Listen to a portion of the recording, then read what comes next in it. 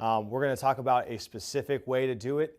There's a lot of methods and there's a lot of variables that can happen on a mission that are going to have an impact on the way you do it and the resources you use, but this is a way with a specific situation. References for today. Again, as always, ATP 3-21.08, Infantry Platoon and Squad, and then the Ranger Handbook 2017, TC 3-21.76. All right, so we're going to conduct an area reconnaissance today, and we're going to talk about reasons why we might do this. Typically, what we're trying to collect is a PIR for our commander's intent, also known as priority information requirements. Those are things that the commander desires to understand and to know about the enemy in order to help support future operations. Whether that's future operation is in the next hour or potentially a week from now, we need to gain that information so he can better make a decision on the battlefield for what we need to do. So we're going to talk about the platoon level and what this looks like. Again, there's so many different ways to do this. There's so many variables. Again, I'm going to go under some specific assumptions, and we're going to talk about a way to do it. So we got our set here. So we kind of just to orient you right now, we got some elevated terrain over here to our left, elevated terrain to the north. We got a couple hilltops, and we got our objective here. Objective with a building in the middle and a tower, and we got this road off to the right-hand side or off to the east. Let's go under the assumption for this that the northern seeking arrow is facing up. So we'll just talk our directions off that north seeking arrow. All right, we have our platoon here. So again, let's clarify the 4 squads that are operating within our platoon by function. All right, so we got that security squad, assault 1, assault 2, and we got our weapons squad, which is made up of our 2 M240 Bravos. All right, so from here, we're organized in our ORP. We're going to work under the assumption here that we're using a cigar-shaped ORP. So what we have is our Assault 1 has taken that line, or taken that western security line. Assault 2 has taken that eastern security line. Our weapons squad, consisting of our 2 machine guns, is focused at the 2 apexes, the 12 o'clock and the 6 o'clock. And then right now, our security squad is in the center, getting ready for that reconnaissance. So go ahead and get rid of this. So there's some different ways that we organize these squads when we're moving into an area reconnaissance. And the 2 main parts of an area reconnaissance are a security element and a reconnaissance element. There always has to be security on the objective, and there always has to be someone reconnoitering the objective. That's the whole point of the mission.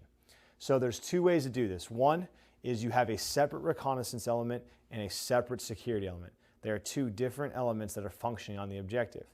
So an example, I'll just go quick, fast forward what this might look like. If we're moving on this objective, we might identify this road. Now maybe this road is only, let's say 50 meters off this objective. And so maybe this road is a high avenue of approach for something from the south to the north to move in and reinforce its objective, or it allows people to withdraw off the objective very quickly. If that is the case, we might decide, hey, we need security on this road to both provide early warning and maybe to protect or prevent enemy operations from moving into the flank or moving out, isolate that objective. So that is something we might need to do. So if we need to put separate security elements over here while our recon elements are reconning around this objective, we have security established on that road. So there are 2 separate elements functioning to meet that overall commander's intent. Another way to do it is where our security and our reconnaissance elements are combined together. They're still performing those same functions, but they're not separate elements. And that's the way we're going to work under today. We're going to work under that assumption. Okay? So what it looks like there, and we'll talk about it a little more in depth, but basically within a R&S team, a reconnaissance and security team, or reconnaissance surveillance team, there's that security organic to them that can provide a local security for the element that's reconning the objective. And basically they provide it for themselves instead of having a separate security element out on the road. So for this, let's work under the assumption that this road is about 500 meters away. We don't feel that someone moving up and down this road is going to easily be able to move and withdraw off the road or to reinforce from the road. Okay, So what it looks like is in our reconnaissance element, then we're basically going to use that security squad. That security squad always comes to the center for that leader's recon, and they can be used very easily to be on the reconnaissance teams here. All right. So there's three main functions that we need as we do our area reconnaissance. All right. So as we're going in preparing for our reconnaissance, we need three things. We need two, at minimum. We need two R&S teams. We need an S&O team. So I'll write one time S&O team. So basically that S&O team is their function is they're going to have constant eyes on the objective, while the R&S teams reconnoiter the objective, in this instance to the south and to the north, dependent on, obviously that's METC dependent on the objective. Okay, obviously the PL and the RTO are involved, but the PL does not have to be the one actually conducting that reconnaissance on the objective. I think this is something that we force a lot, because that PL wants to be on the objective. He wants to look at it. He or she wants to look at it. He or she wants to feel important or whatever. They want to look at it themselves. That PL needs to center himself and be able to control the entire element. I think that's the best way for them to control it. So what we got here is our security team is going to make up these teams. Our security squad, our security squad is going to make up these teams. So our security squad,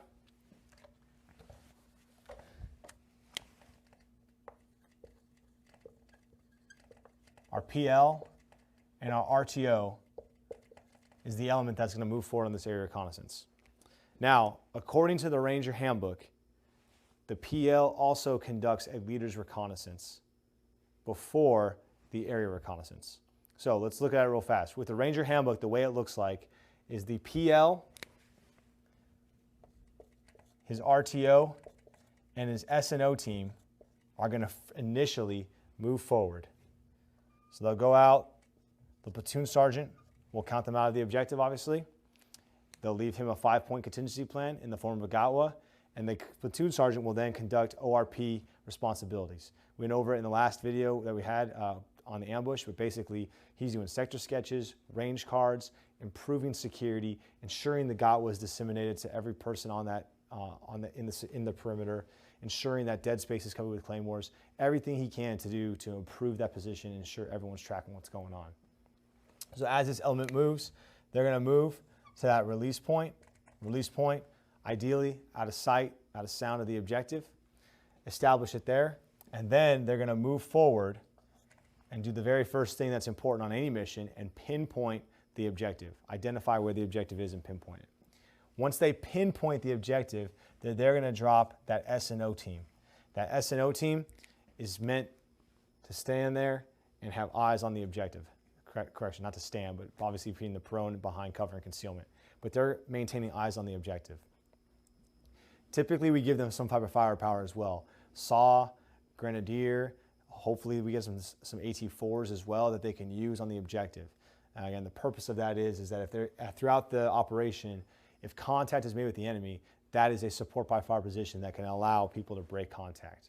Okay, so we place them there to keep eyes on the objective and begin making their observations of the objective, collecting that PIR. Okay, then according to the Ranger Handbook doctrinally, the PL and the RTO move all the way back to the ORP, disseminate what they found, figure out what's going on, make sure everything's ready to go, and then kick out reconnaissance elements. Okay. Typically, when we do an area reconnaissance, we kind of join the leader's recon and the actual area recon together.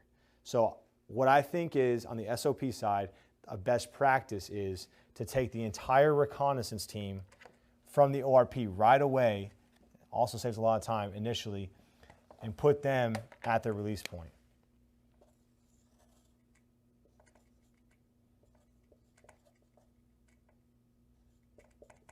So I'm writing here a recon element. So that entire recon element is here at the release point.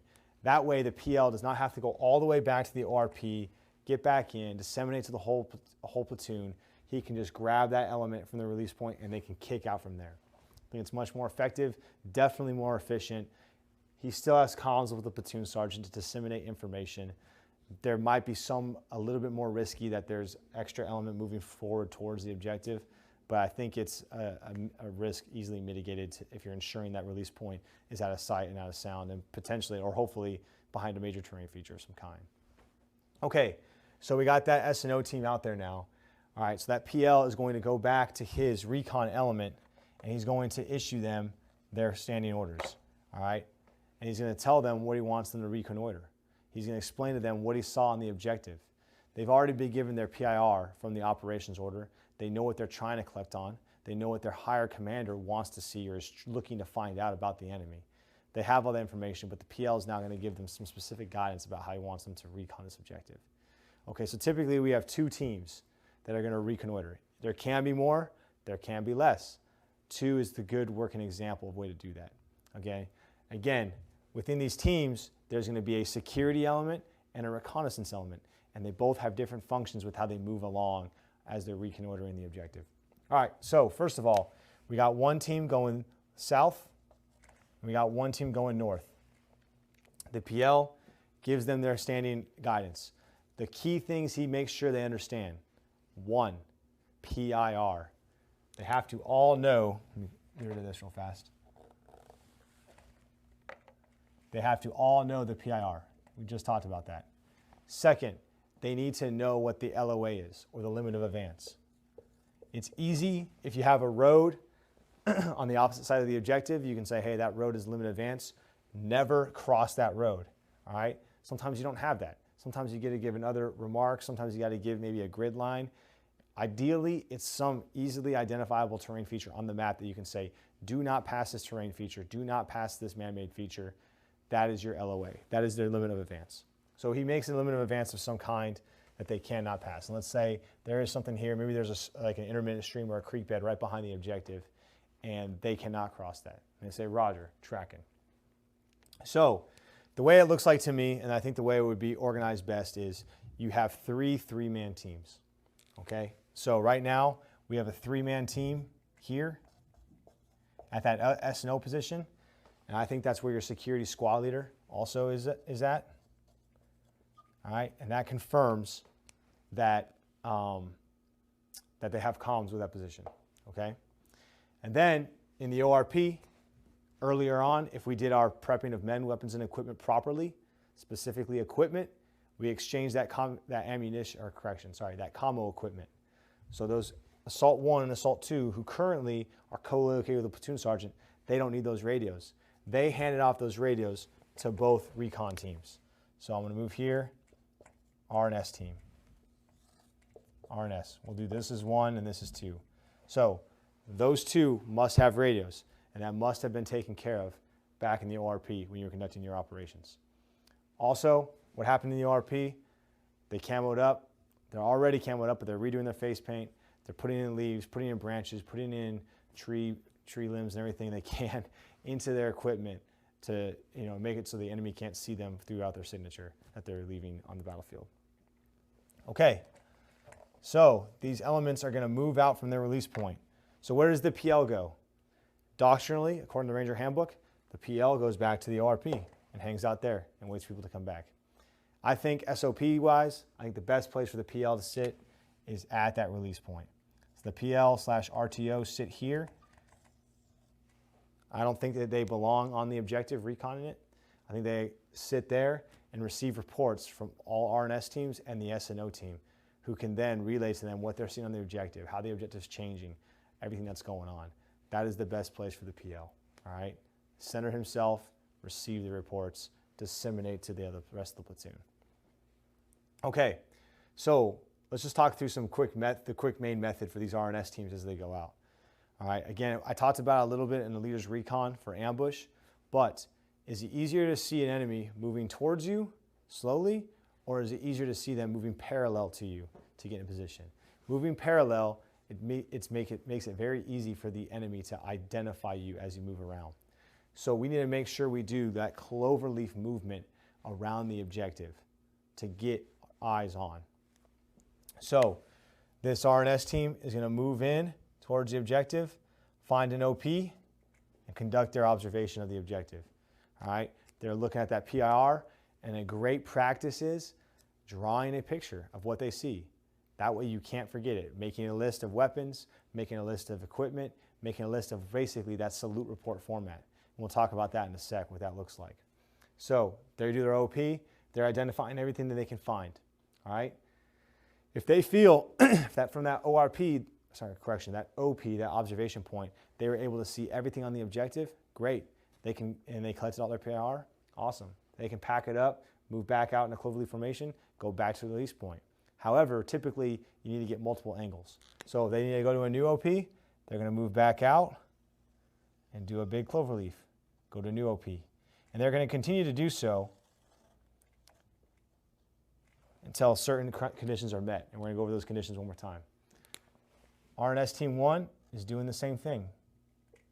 Moving to an OP, moving to an OP.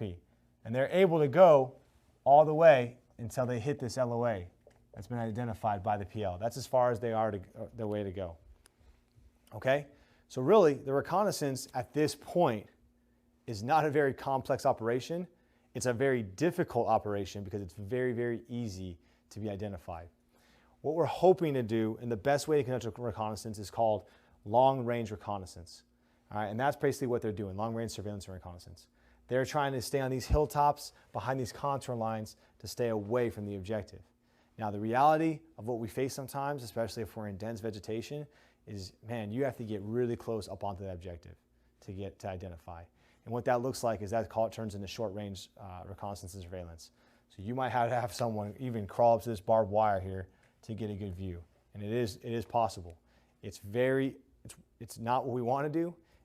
The threat level is incredibly high, but sometimes in order to get the mission done, that's what we got to do.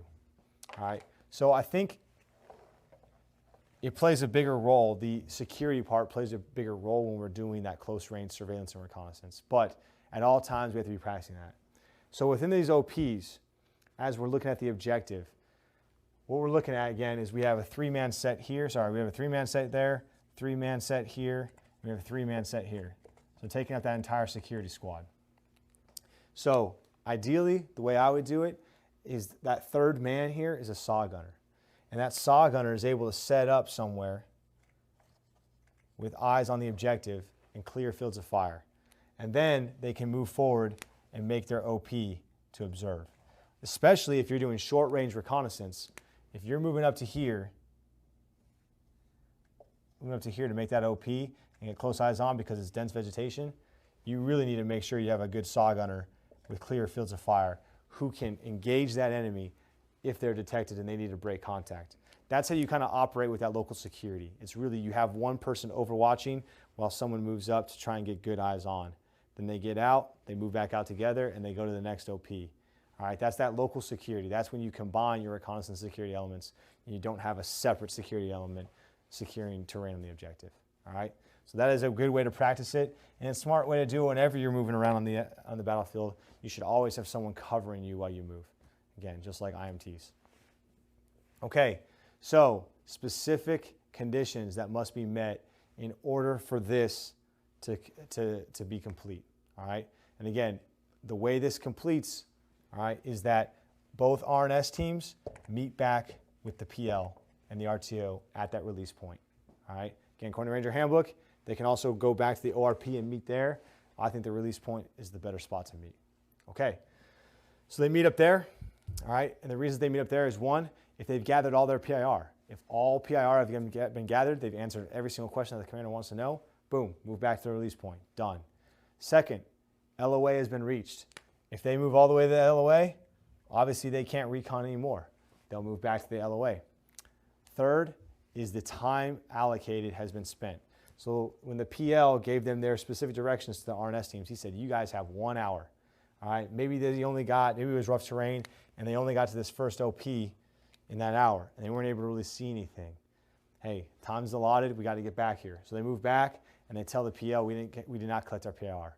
If PIR is not collected, again, all this is mission dependent, but ideally, the PL will then send the teams back out again, and ideally, he send them out in different directions. So RNS Team 2 might try up north, RNS Team 1 might try down south, and maybe they'll have better luck with that. The fourth reason and the final reason why we would not, or correction, why we would move back our R&S teams to the PL at the release point is that we've made contact with the enemy, which unfortunately is very possible on a reconnaissance, especially if we're having to do some type of close range or short range surveillance and reconnaissance to identify PIR on the objective. So if we do come into contact on the objective, those local security must initiate fires on the objective, direct fires immediately. Immediately, all right? We don't want anyone to be timid at this time, okay? And in reality, we make sure pretty much everyone is going to take some shots at the objective, and then we're breaking contact, all right? Again, that's on the SOP side, not doctrine that everyone shoots at the objective, but really everyone is breaking contact. The key element that is putting intense fires, long sustained suppressive fires on the objective is that S&O position. Ideally, they've got that SAW gunner, they've got a grenadier, and hopefully they've got some some AT4s that can fire on the objective at some buildings, vehicles, whatever's on there, anything solid standing, and then really suppress the enemy and get their attention down so that these teams can move off the objective and break contact. So regardless, all right, when we're moving off the objective, whether it's because of enemy contact, time, PIR, LOA, we are meeting back at this release point, all right? If it's an intense situation, if the enemy is moving towards our position, we need to all move back to the ORP, we'll do so. Move back to the ORP and prepare to conduct a defense there. All right, either way, if it's not as intense information, we gather all the PIR or the LOA was reached and we actually have time, we can do some dissemination here at the release point and make sure we got all the necessary information we got. All right, so the PL confirms with R&S Team 1, hey, what did you see? R&S Team 2, what did you guys see? You guys saw similar stuff? Great. If you saw different things, maybe I'll send you back out. All right, or if they're close enough and I feel confident with what we got, good to go. He pulls the S&O team back to the release point and they move back together to the ORP and reoccupy the ORP. All right, so now they've established security again at the ORP, and there what happens then is based on what people saw, the RTO takes one drawing, takes another drawing, takes all the information, and he makes an overall sketch of the objective. All right, that is a doctrinal way to do it out of the Ranger Handbook. I think it's very effective. I think it's very easy to give that platoon leader a visual of what he sees and potentially pass that on up to higher as you move back to friendly lines. So I think that's a good TTP and good doctrinal way to do it is to make that drawing, okay? So we make that drawing, and then off that drawing, that PL now has to do the most important part of this mission. The most important part is the report to higher. So he sends a report to higher of what they saw in the objective and what he has assessed to be there. Is it always going to be perfect? No. Were they able to see everything always? No. All right. It's easy to think like, hey, if they're on flat ground in the open with some barbed wire, we'll see them. They're typically in heavily vegetated areas. Easy to overlook something. All right. So we're going to go over real fast. The way he sends that report up is the salute report. That is the standardized way to do it according to the Ranger Handbook. So salute. We got our size. Correction, I'll write it right here. We'll get rid of this real fast. Actually, I'm going to write it a little higher.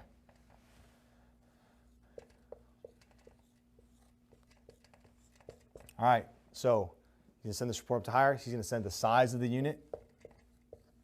He's going to send the activity, what they're doing, whether they're stationary, whether they're moving around, conducting resupply operations, whatever they're doing. Their activity, their location, should be the exact same location as the objective, but maybe something changed. All right, their uniform, what are they wearing? Big one, are they wearing civilians? Are they some type of insurgency that don't have a proper uniform? Or are they an actual organized military formation? All right, time, the time that we saw them there. Again, very important. If I get that message up 30 minutes late and the time is wrong, the higher can make a wrong assessment and make a poor decision based on that time. And then lastly, what equipment do they have? Easy, correction. What equipment do they have? Do they have what kind of weapons? What kind of communications? Do they have CBRN capabilities? All these things that they could have to employ on the battlefield, all right? And once we're done here, once we send up that report, we then ask for further on guidance from higher, all right? Higher is going to give us a better mission. Maybe they'll use this for an attack on this objective in the near future. Maybe it's in the future 2 weeks from now. Maybe it's just an overall feeling of what's here to help support another operation. Again, Reconnaissance can be used by hire for anything.